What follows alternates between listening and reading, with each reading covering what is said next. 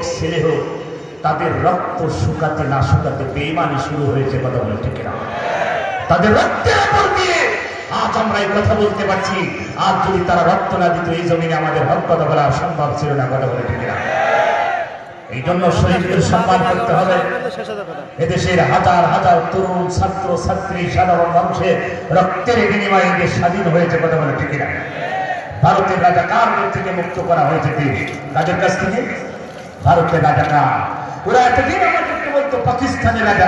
এই জামাত ইসলামকে ছাত্র শিবিরকে কালারিং করার জন্য গোটা পৃথিবীতে তারা সব ষড়যন্ত্র করেছে, কিন্তু আমার আল্লাহ গোটা পৃথিবীতে তাদের দেখিয়ে দিল আসল রাজাকার কারা।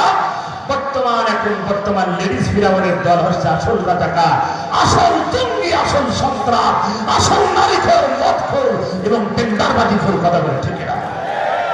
হিউম্যান রাইটস, মানবাধিকার এখন জরিপ করে বলছে এই বাংলাদেশের স্বাধীনের পরে